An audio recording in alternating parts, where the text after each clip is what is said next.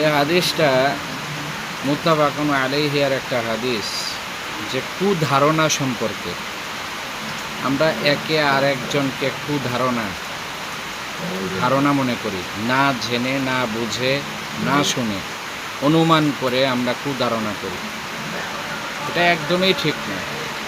অনেক মধ্যবিত্ত মানুষ আছে, অনেক বড় মাপের মানুষ আছে, মধ্যবিত্ত বড় মাপের মানুষদেরকে কুধারণা মনে করে, আর বড় মাপের মানুষগুলা মধ্যবিত্ত মানুষদেরকে কুধারণা মনে করে, অনেক ভুল ধারণা মনে করে।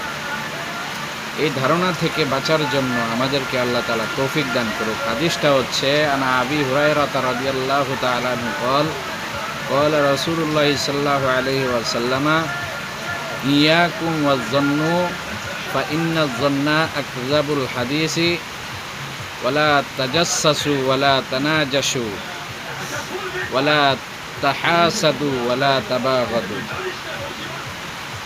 ولا تدابروا وكونوا عباد الله إخوانا وفي رواية ولا تنافسوا متفق عليه। এই হাদিসটার থেকে হযরত আবু হুরায়রা রাদিয়াল্লাহু তাআলা আনহু বর্ণনা করেন, রাসূল সাল্লাল্লাহু আলাইহি ওয়াসাল্লাম রাসূল সাল্লাল্লাহু আলাইহি ওয়াসাল্লাম বলেছেন যে তোমরা কোনো ব্যক্তি সম্পর্কের ধারণা করা থেকে বেঁচে থাকো, কেননা কুধারণা হলো জঘন্যতম মিথ্যা কথা। কার কথা বলতেছে? রাসূল সাল্লাল্লাহু আলাইহি ওয়াসাল্লাম বলতেছে কুধারণা হচ্ছে জঘন্যতম একটা মিথ্যা, এর চেয়ে মিথ্যা আর হতে পারে না। কারো দোষ ত্রুটি জানার চেষ্টা করো না, গোয়েন্দাগিরি করো না, আর একজনের উপর দিয়ে মাল দর করো না ও দালালি করো না। দেখছেন, 1400 বছর আগে আল্লাহ তাআলা সব কিছু হাদিস রাসূল সাল্লাল্লাহু আলাইহি ওয়াসাল্লামের মাধ্যমে রেডি করে রাখছে।